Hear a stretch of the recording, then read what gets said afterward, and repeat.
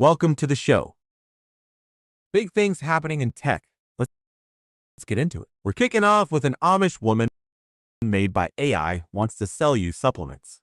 A real person is behind it all. Drop your thoughts in the chat.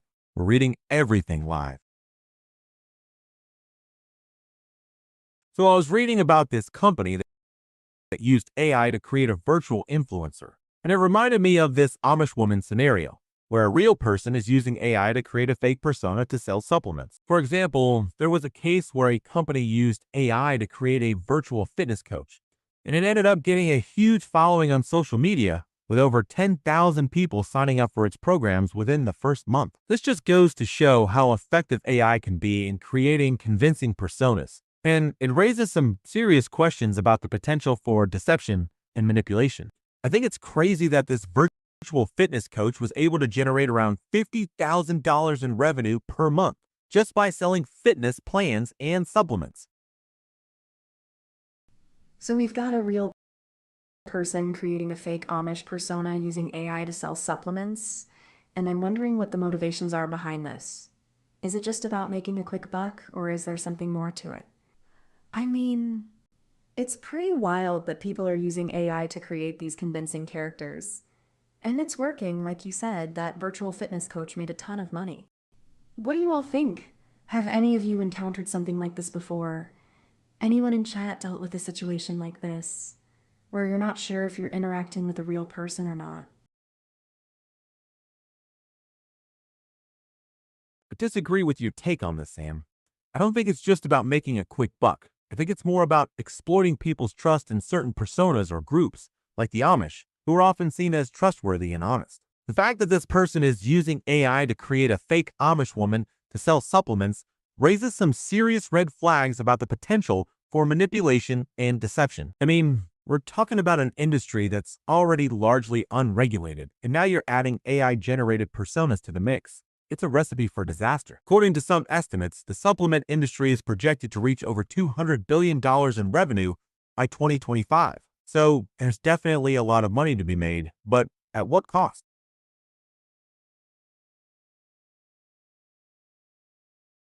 So, Alex, you're saying that the person behind this AI-generated Amish woman is trying to exploit people's trust in the Amish community. But how do we know that's the case? It's a clever marketing tactic and not necessarily malicious. I'm not convinced that we can assume the worst intentions here.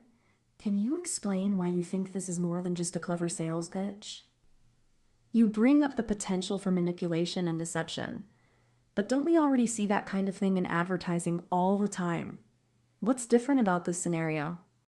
Before we go any further, let's hear from you. Got a question? Drop it in the Ask panel. We're taking questions for the next minute or so.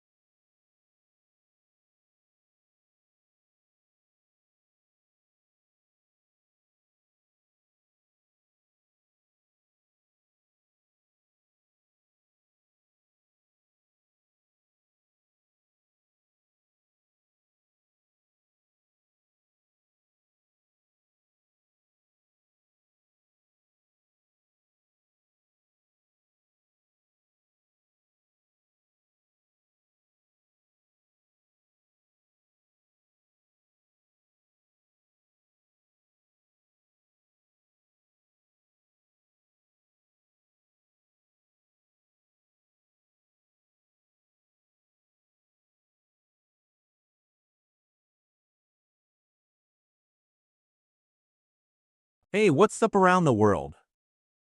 I think you're asking a really interesting question about why the Amish might give people confidence. And I think it's because they're often perceived as being honest and trustworthy, with a strong sense of community and values. According to a survey I saw, around 70% of people view the Amish as being more trustworthy than the average person, which is a pretty striking number. Sam, what's your take on this? Do you think the Amish persona is being used to tap into that sense of trust and authenticity? And if so, what are the implications of that?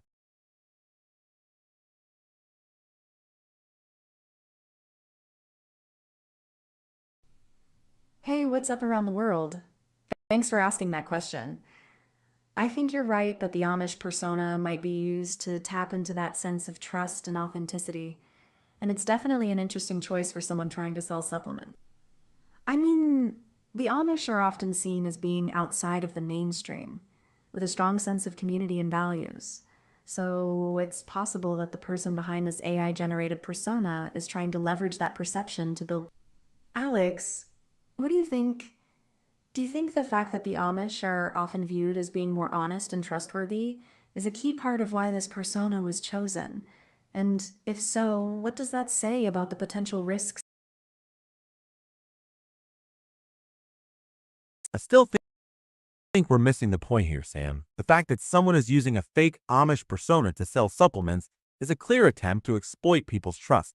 And it's not just a clever marketing tactic. I mean, if this person was really interested in promoting a legitimate product, they wouldn't need to resort to creating a fake persona, right? The fact that they're using AI to create this convincing character just adds to the deception. And I think we need to consider the potential consequences of this kind of thing becoming more widespread. According to some reports, around 40% of online reviews are already fake. So where do we draw the line between clever marketing and outright deception? I'm still not convinced that we can assume the worst intentions here. I think we need to consider the possibility that this is just a clever marketing tactic, even if it's not necessarily the most ethical one. I mean, we see all sorts of deceptive advertising tactics all the time. So, what's different about this scenario? Is it just the fact that AI is being used to create the persona? What do you all think? Have any of you encountered a situation where you felt like you were being manipulated by a marketing campaign? And how did you handle it? Anyone in chat have any thoughts on this? Should we be more concerned about the use of AI in marketing? Or is it just a natural evolution of advertising? Okay, let's flip it around. If you've got something burning to ask, now's your shot. Hit the ask button and we'll answer live.